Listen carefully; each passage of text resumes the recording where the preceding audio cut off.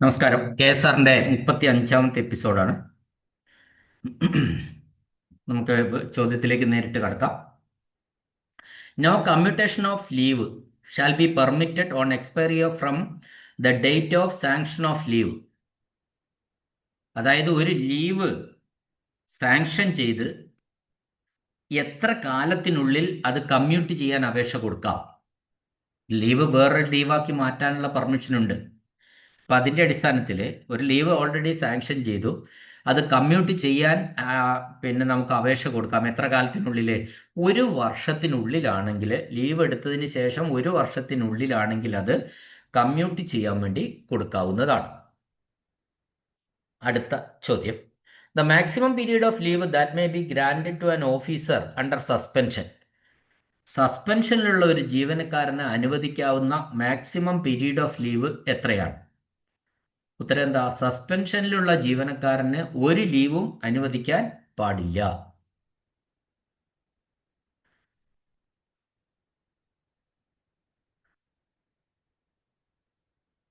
അടുത്ത ചോദ്യം. Special disability leave താഴെ പറയുന്നതിൽ ഏത് ലീവ് അക്കൗണ്ടിൽ നിന്നാണ് കുറയ്ക്കുന്നത്? സ്പെഷ്യൽ ഡിസബിലിറ്റി ലീവ് എന്ന് പറയുന്നത് നമുക്കറിയാം, ഡ്യൂട്ടിക്കിടെ സംഭവിക്കുന്ന അപകടങ്ങൾക്ക് കൊടുക്കുന്ന ലീവാണ് സ്പെഷ്യൽ ഡിസബിലിറ്റി ലീവ്. അത് ഏത് ലീവ് അക്കൗണ്ടിൽ നിന്നാണ് കുറയ്ക്കുന്നത്? അപ്പോൾ സ്പെഷ്യൽ ഡിസബിലിറ്റി ലീവ് ഒരു അക്കൗണ്ടിൽ നിന്ന് കുറയ്ക്കുന്നതല്ല എന്ന കാര്യം നമ്മൾ മനസ്സിലാക്കുക.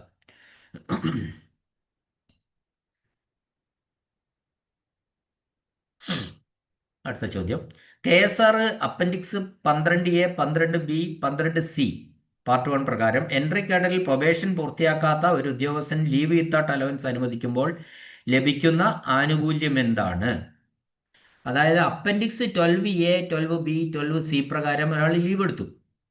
അയാളുടെ പ്രൊബേഷൻ ഒന്ന് ഡിക്ലെയർ ചെയ്യുന്നതിന് മുമ്പാണ് ലീവ് എടുത്തത് എങ്കിൽ അയാൾക്ക് കിട്ടുന്ന ലീവ് വിത്തൗട്ട് അലവൻസ് ലഭിക്കുന്ന ഒരു ആനുകൂല്യം എന്താണ്?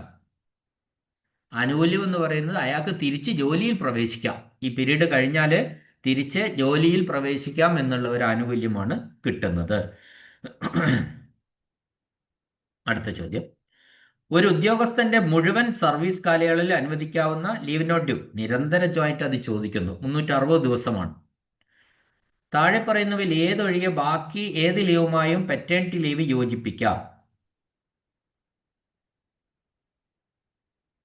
പെറ്റേണിറ്റി ലീവ് ബാക്കി ഏത് ലീവുമായി യോജിപ്പിക്കാമെന്ന് പറയുന്നത്, ബാക്കി the paternity leave will allowed to be combined with other kinds of leave except, അതായത് അപ്പൻഡിക്സ് 12A, 12B, 12C പ്രകാരമുള്ള ലീവുകളുടെ കൂടെ അല്ലാതെയുള്ള ലീവുകളുമായിട്ട് പെറ്റേണിറ്റി ലീവ് ബന്ധിപ്പിക്കാം എന്നാണ് പറഞ്ഞത്. അടുത്ത ചോദ്യം. കാഷ്വൽ ലീവ് ഇല്ലാത്ത ഒരു ഉദ്യോഗസ്ഥൻ ഡിസംബറിൽ 3 ദിവസം അനുവാദമില്ലാതെ വൈകി ഓഫീസിൽ ഹാജരായാൽ സ്വീകരിക്കേണ്ട ഉചിതമായ നടപടി എന്താണെന്നാണ് ചോദ്യം. അങ്ങനെയെങ്കിൽ അയാൾക്കെതിരെ disciplinary action shall be initiated, അച്ചടക്ക നടപടി സ്വീകരിക്കണം എന്നാണ് ഉത്തരം. അടുത്ത ചോദ്യം. വിരമിക്കലിനായുള്ള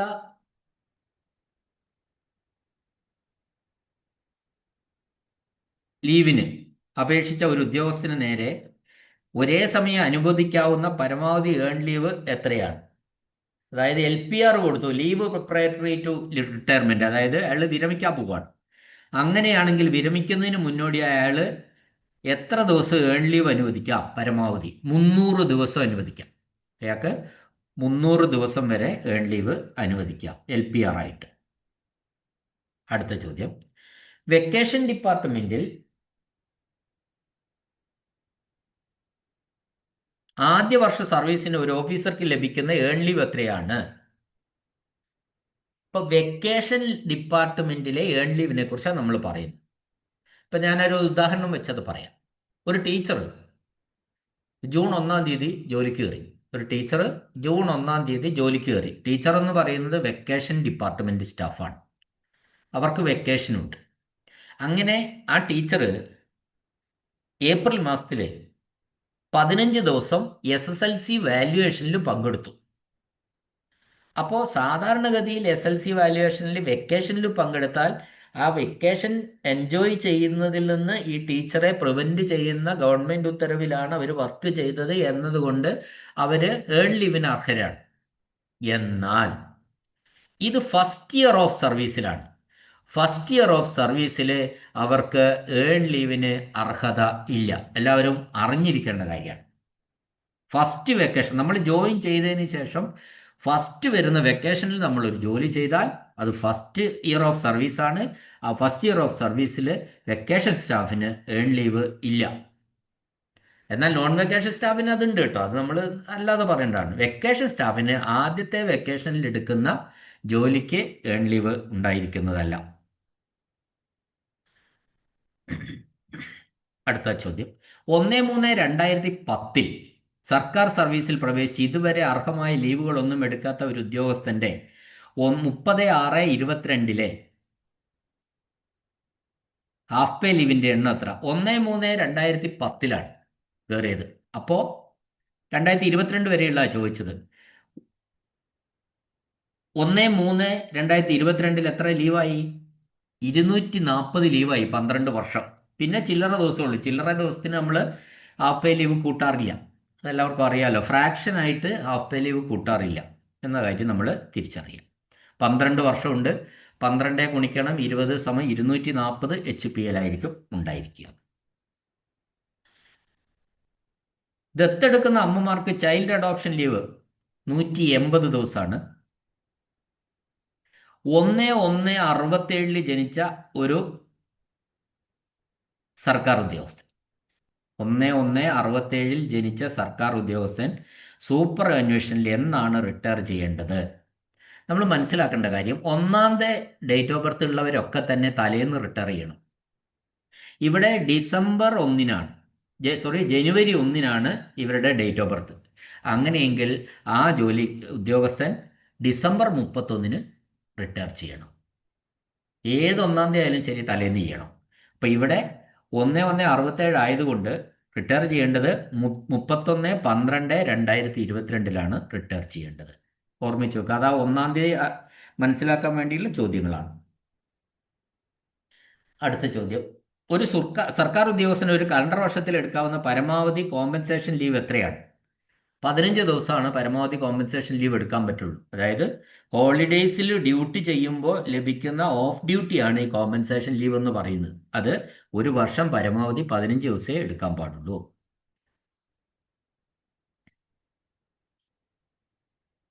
അടുത്ത ചോദ്യം, ഒരു ഉദ്യോഗസ്ഥന് പ്രിമച്വർ ഇൻക്രിമെന്റ് അനുവദിക്കുന്നതിനുള്ള നിർദ്ദേശം ക്യാബിനറ്റിന് മുമ്പാകെ സമർപ്പിക്കുന്നതിന് മുമ്പ് പരിശോധിക്കേണ്ടത് ആരാണ്?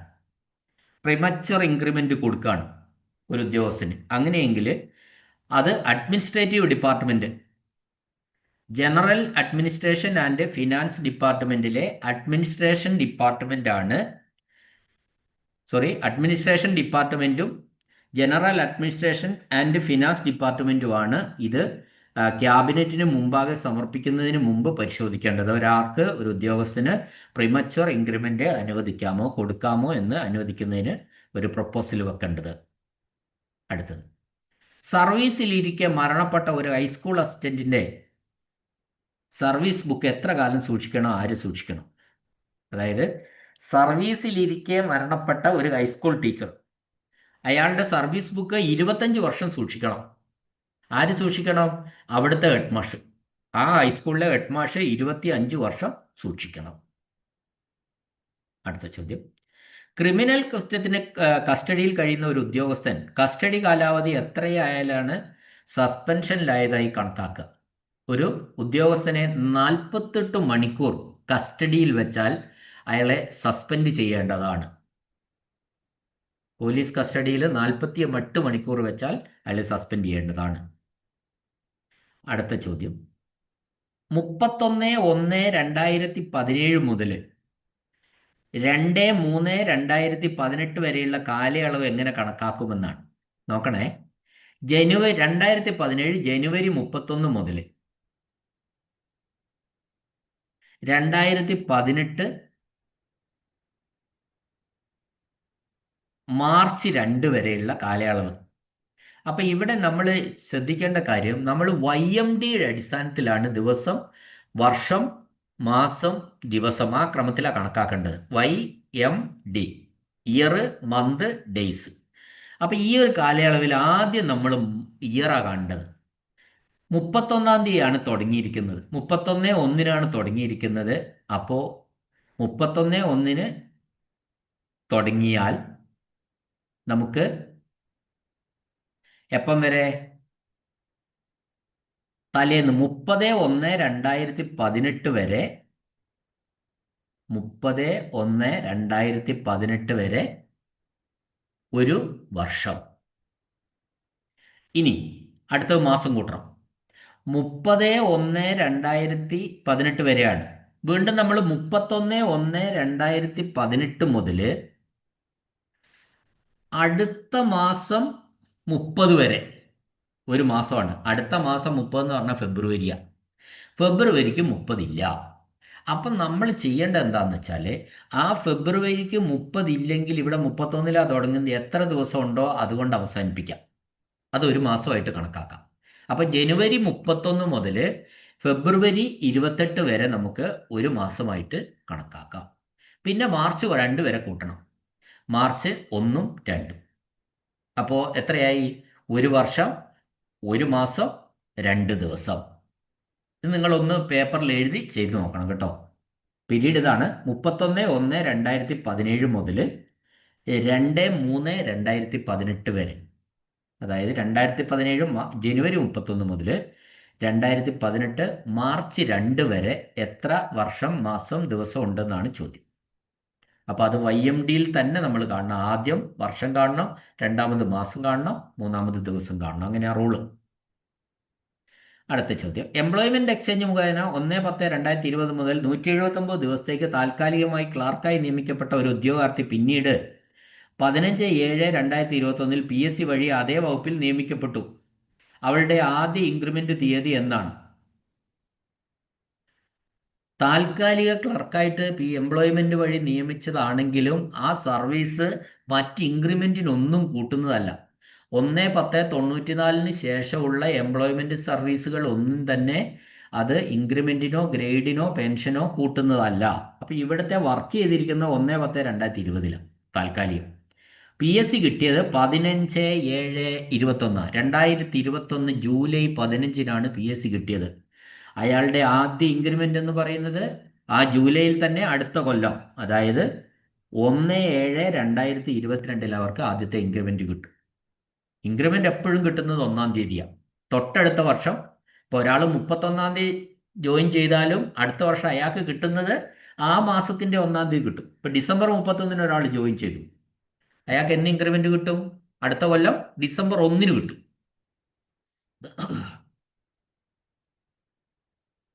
അടുത്ത ചോദ്യം. ഹയർ ഗ്രേഡിലുള്ള ഒരു ഹെഡ് ക്ലർക്ക്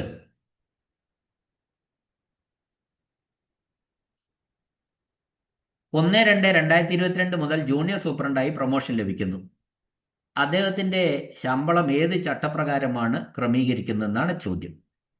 നോക്കണേ, ഇവിടെ മനസ്സിലാക്കേണ്ട ഒരു കാര്യം എന്താ വെച്ചാൽ, ചട്ടങ്ങൾ ഒരുപാടുണ്ടല്ലോ. നമുക്ക് റൂള് 26 ഉണ്ട്, റൂൾ 28 ഉണ്ട്, റൂൾ 28A ഉണ്ട്, റൂൾ 30 ഉണ്ട്, റൂൾ 33 ഉണ്ട്, റൂൾ 37A ഉണ്ട്, 37B ഉണ്ട്. ഇങ്ങനെ കുറെ റൂൾസ് ഉണ്ട്. അപ്പൊ നമുക്ക് ഇവിടെ മനസ്സിലാക്കേണ്ട കാര്യം എന്താണെന്ന് വെച്ചാൽ, ഈ ഹെഡ് ക്ലർക്കിന്റെ ശമ്പള സ്കെയില് 43,491,200 കേൾക്കണം നിങ്ങൾ. 43,491,200. സാധാരണഗതിയിൽ ഇങ്ങനെ ഒരു ഇടയ്ക്കാനുള്ള പോസ്റ്റാണ്. ഈ ഹെഡ് ക്ലർക്കിന്റെയും പിന്നെ ജൂനിയർ സൂപ്രണ്ടിന്റെയും തസ്തികയുടെ സ്കെയിൽ ഒന്ന് തന്നെയായിട്ടാണ് വരിക. അത് ആ സ്കെയിലിൽ നിൽക്കെ അയാൾ 43,491,200 എന്ന് പറയുന്ന ജൂനിയർ സൂപ്രണ്ടായിട്ട് പ്രൊമോഷൻ കിട്ടി. അപ്പൊ ഇവിടെ സമാന സ്കെയിലിലേക്കാ പ്രൊമോഷൻ.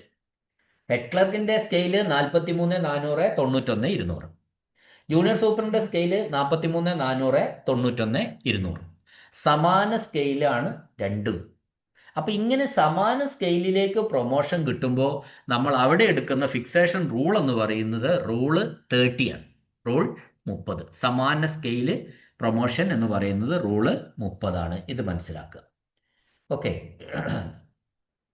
ഇനി പ്രസവാവധിക്ക് ശേഷം റൂള് 102 KSR പാർട്ട് 1 പ്രകാരമുള്ള അടിസ്ഥാനത്തിൽ എടുക്കുന്ന ലീവ് വിത്തൗട്ട് അലവൻസ് എത്ര ദിവസം വരെ പെൻഷനായി കണക്കാക്കും? പ്രസവാവധിയെ തുടർന്നിട്ട് 60 ദിവസം വരെ എടുക്കുന്ന LWA പെൻഷൻ കണക്കാക്കും. 60 ദിവസം വരെ. അത് മെഡിക്കൽ സർട്ടിഫിക്കറ്റിന്റെ ആവശ്യമില്ല. 60 ദിവസം വരെ പ്രസവാവധിയെ തുടർന്ന് 60 ദിവസം വരെ LWA എടുക്കുന്നതിന് എന്തില്ല?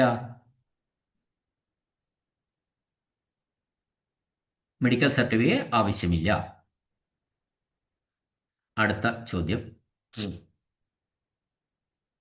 22 വർഷത്തെ സർവീസുള്ള ഒരു സീനിയർ ക്ലർക്ക് 31/5/2020 വിരമിച്ചു. അതായത് 2020 മെയ് 31 വിരമിച്ചു.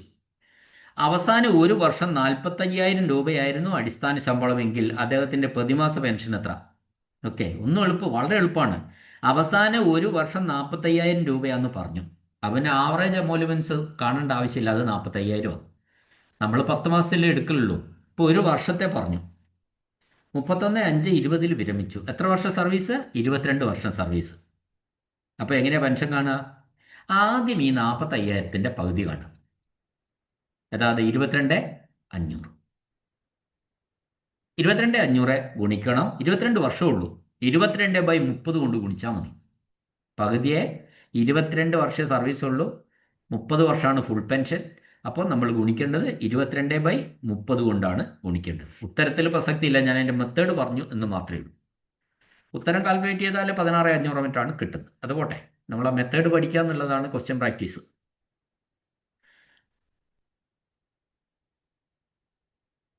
അടുത്ത ചോദ്യം. ഹെൽത്ത് ഡിപ്പാർട്ട്മെന്റിലെ ഒരു ഒപ്റ്റോമെട്രിസ്റ്റ്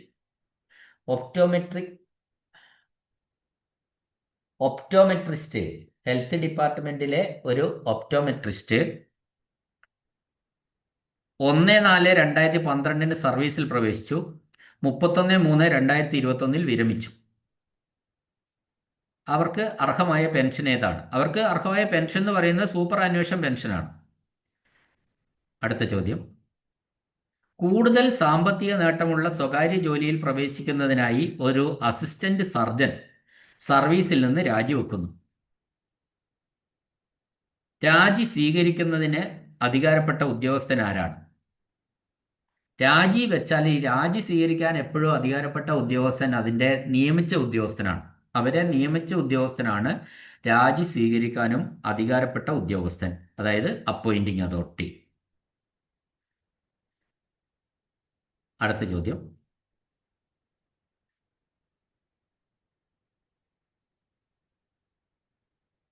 സർവീസിൽ നിന്ന് രാജിവെക്കുന്ന ഒരു ഉദ്യോഗസ്ഥന് ലഭിക്കാവുന്ന ഏറ്റവും കുറഞ്ഞ DCRG എത്രയാണ്? രാജിവെക്കുന്ന ഉദ്യോഗസ്ഥനാണെങ്കിൽ പറയേണ്ട, അയാൾക്കൊന്നും കിട്ടില്ല. റിട്ടയർമെന്റ് DCRG തീരെ കൊടുക്കുന്നതല്ല. രാജിവെക്കുക എന്ന് പറഞ്ഞാൽ DCRGയും ഒന്നും പെൻഷനും ലഭ്യമല്ല. അടുത്ത ചോദ്യം. 31/5/64 ജനിച്ചതും 31/5/2020 വിരമിച്ചതുമായ ഒരു ഉദ്യോഗസ്ഥന് ഉയർന്ന നിരക്കിലുള്ള ഫാമിലി പെൻഷൻ അനുവദിക്കാവുന്ന പരമാവധി കാലാവധി എത്ര? നമുക്കറിയാം, റിട്ടയർ ചെയ്തിട്ട് 7 കൊല്ലം വരെയാണ് ഉയർന്ന നിരക്കിൽ ഫാമിലി പെൻഷൻ അനുവദിക്കാവുന്നത്. ഇവിടെ 31/5/20 റിട്ടയർ ചെയ്ത ഒരാൾക്ക് 30/5/27 വരെ ഉയർന്ന നിരക്കിലുള്ള ഫാമിലി പെൻഷൻ, അതായത് അവസാനത്തെ ബേസിക് പേയുടെ 50% ഈ ഉയർന്ന നിരക്ക് എന്ന് പറയുന്നത്, അത് അനുവദിക്കാവുന്നതാണ്. അടുത്ത ചോദ്യം. ഗസറ്റഡ് ഓഫീസർമാർക്ക് ഇൻവാലിഡ് പെൻഷൻ ലഭിക്കുന്നതിനുള്ള വൈകല്യം രേഖപ്പെടുത്തേണ്ടത് ആരാണ്? ഇൻവാലിഡ് പെൻഷൻ എന്ന് പറഞ്ഞാൽ നമുക്കറിയാം, അത് സർവീസിലിരിക്കെ അപകടം പറ്റി ജോലി മുമ്പോട്ട് ചെയ്യാൻ പറ്റാത്ത അന്ന് സർട്ടിഫിക്കറ്റ് ചെയ്യുന്നത് കൊണ്ട് ഉണ്ടാവുന്നതാണ്. അത് മെഡിക്കൽ ബോർഡാണ് അത്തരം സർട്ടിഫിക്കറ്റ് നൽകേണ്ടത്. അടുത്ത ചോദ്യം. 31 വർഷത്തെ ക്വാളിഫയിങ് സർവീസ് പൂർത്തിയാക്കി 53ാം ജന്മദിനത്തിൽ ഇൻവാലിഡ് പെൻഷനിലേക്ക് മാറുന്ന ഒരു ഉദ്യോഗസ്ഥന് ലഭിക്കാവുന്ന പരമാവധി വെയിറ്റേജ് എത്രയാണ്? 31 വർഷത്തെ സർവീസ് പൂർത്തിയാക്കി ഇൻവാലിഡ് പെൻഷനിലേക്ക് മാറുന്ന ഉദ്യോഗസ്ഥനാണെങ്കിൽ അയാൾക്ക് വെയിറ്റേജ് ഒന്നും കൊടുക്കാൻ കഴിയില്ല. അടുത്ത ചോദ്യം. വിരമിക്കുന്നതിന് മുന്നോടിയായി ഹാഫ് പേ ലീവ് എടുക്കുന്നതിനുള്ള പരിധി എത്രയാണ്? ഒരു പരിധിയില്ല. വിരമിക്കുന്നതിന് മുമ്പായിട്ട് എത്ര വേണമെങ്കിലും അയാൾക്ക് എടുക്കാം. താമസം മാറുന്നതുമായി ബന്ധപ്പെട്ടുള്ള സ്ഥലംമാറ്റത്തിന് 151 കിലോമീറ്റർ റോഡ് യാത്രയ്ക്ക് അനുവദനീയമായ സമയം എത്രയാണ്? 2 ദിവസമാണ്. 151 കിലോമീറ്റർ. ആ ചോദ്യത്തിൽ ഒരു ചെറിയ സംശയമുണ്ട്. സാധാരണഗതിയിൽ റോഡ് മാർഗം ഒരു ദിവസത്തെ യാത്ര എന്ന് പറയുന്നത് 200 ആണ്. അതൊന്ന് വെരിഫൈ ചെയ്യേണ്ടതായിട്ട് ഉണ്ട്. അത് ആ ചോദ്യം നമ്മളിപ്പോൾ തൽക്കാലം വിടുകയാണ്. അടുത്ത ചോദ്യം, സ്റ്റേറ്റ് ഓഡിറ്റ് ഡിപ്പാർട്ട്മെന്റിലെ ഒരു ഓഡിറ്റർ PSC വഴിയുള്ള നിയമനത്തിലൂടെ മറ്റൊരു തസ്തികയിൽ ചേർന്ന പുതിയ തസ്തികയിൽ അദ്ദേഹത്തിന്റെ ശമ്പളം കണക്കുകൂട്ടുന്നത് എങ്ങനെയാണ്? അപ്പൊ അത് കണക്ക് കൂട്ടി പറയേണ്ടതായിട്ട് വരും. സ്റ്റേറ്റ് ഓഡിറ്റ് ഡിപ്പാർട്ട്മെന്റിൽ basic pay 40,300 1/6/2022. Scale of pay 39,300 83,000 എന്ന സ്കെയിലാണ്. Appointed to the post of secretariat assistant in an identical scale of pay ആണ്. With effective 1/1/2023. Identical scale of പേയിൽ അയാളെ മാറ്റി നിയമിച്ചു. In the advise of the PSC. What was his pay in the new post on 1/1/2023? ഇവിടെ fixation ഒന്നുമില്ല, identical scale തന്നെയാണ്. അപ്പോൾ അതിന്റെ തുടക്കത്തിൽ എത്തുള്ളൂ. ഇപ്പം 40,300 ഇരിക്കുമ്പോഴാണ് ഓഡിറ്റർ അയാൾ സെക്രട്ടേറിയറ്റ് അസിസ്റ്റന്റ് ആയിട്ട് മാറിയത്. അപ്പോൾ ആ 40,300 തന്നെ അവിടെ കിട്ടുകയുള്ളൂ. ആ ബേസിക് പേയിൽ മാറ്റമില്ല എന്നർത്ഥം. ഇപ്പോൾ ഓക്കെ, ഇത്രയും ക്വസ്റ്റ്യൻസ് ആണ് ഇതിൽ നമ്മൾ ഉൾപ്പെടുത്തിയിട്ടുള്ളത്. ക്വസ്റ്റ്യൻ കേട്ട എല്ലാവർക്കും നന്ദി, നമസ്കാരം. ഇത് ഈ ക്ലാസ്സുകൾ ചാനൽ സബ്സ്ക്രൈബ് ചെയ്യാതെ ആരെങ്കിലും കേൾക്കുന്നുണ്ടെങ്കിൽ ദയവായി ചാനൽ സബ്സ്ക്രൈബ് ചെയ്യണമെന്നൊരു അഭ്യർത്ഥനയുണ്ട്. മാത്രമല്ല, ക്ലാസ്സുകൾ നിങ്ങൾക്ക് ഗുണകരമാണ് എന്ന് തോന്നിയാൽ ഇത് മറ്റുള്ളവർക്ക് കൂടി ഒന്ന് ഷെയർ ചെയ്യണം എന്ന ഒരു അഭ്യർത്ഥനയോടെ നിർത്തുന്നു. നന്ദി, നമസ്കാരം.